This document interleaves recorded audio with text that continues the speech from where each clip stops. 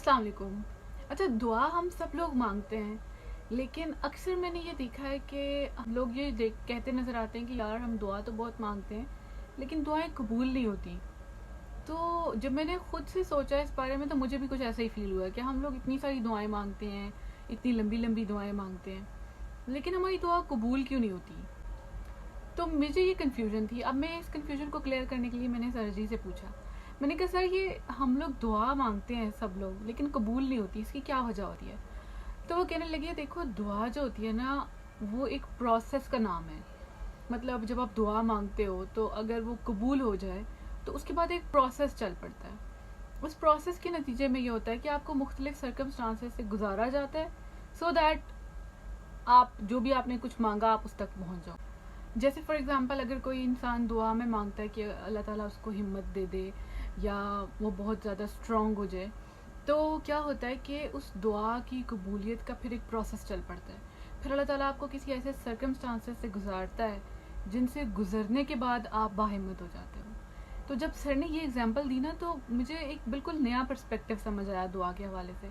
वरना मैं बड़ा इसको मैकेनिकल प्रोसेस के तौर पे समझती थी, या आम तौर पे वैसे दिखाया भी इसी तरह से जाता है।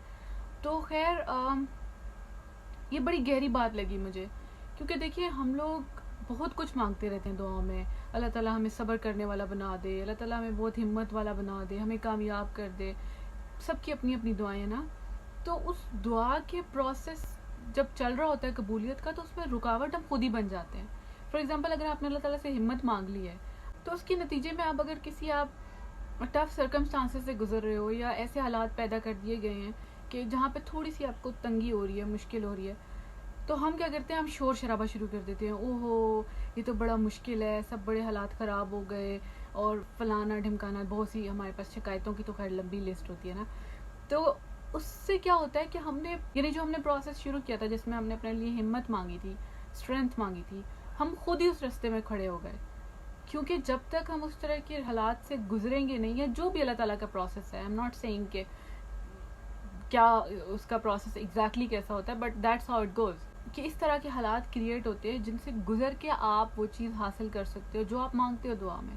अगर हिम्मत मांग ली अल्लाह ताला से तो अब मोस्ट प्रोबेबली आपको उस तरह की सिचुएशन से गुजरना पड़ेगा। Same goes for almost every kind of दुआ। सर जी ने जिस तरह से एक्सप्लेन किया, तकरीबन जो भी आप दुआ मांगते हो ना, सबकी कबूलियत का प्रोसेस यही होता है। आप कुछ भी मांग रहे हो दुआ में अपने लिए, तो उसके नतीजे में आप एक सफ़र से गुजरोगे, आप किसी तरह के हालात से गुजरोगे। हो सकता है वो हालात आपको अच्छे ना लगे, हो सकता है वो चीज़ें आपको अच्छी ना लगे, जिस तरह के भी सर्कमस्टांसेस पैदा हो रहे हैं, लेकिन इवेंचुअली क्योंकि वो कबूलियत का प्रोसेस है और इसी तरह से वो चलता है, तो आपको उससे गुजरना पड़ेगा, तभी जाके आप वो हासिल कर सकते हो जो आपने मांगा था दुआ में।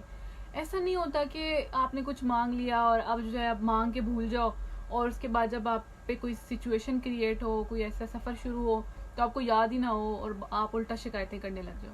तो ये याद रखना बड़ा ज़रूरी है कि जब हम दुआ मांगते हैं तो हम एक तरह से अल्लाह ताला के सिस्टम में ना एक एप्लीकेशन जमा करा देते हैं। वो एप्लीकेशन जमा करा के भूल नहीं जाना चाहिए, उसको याद भी रखना चाहिए। अगर वो याद रहेगा तो मुझे लगता है हमारे लिए उस दुआ की कबूलियत के बाद जो पूरा एक प्रोसेस चलना है उससे गुजरना आसान हो जाएगा। So I hope this video helps you and I hope कि ये आपको एक सोचने का नया पर्सपेक्टिव ज़रूर देगी और हम अपनी दुआओं को एक डिफरेंट एंगल से देखना शुरू कर देंगे। सब्र मांगेंगे तो ऐसे सफ़र से गुजरना पड़ेगा कि जहाँ पे आप सब्र सीख लो। हिम्मत मांगोगे तो आपको ऐसे सफ़र से गुजरना पड़ेगा जहाँ से आप हिम्मत सीखो। एनीथिंग यू वांट, कुछ ना कुछ तो उसके लिए आपको करना ही पड़ेगा।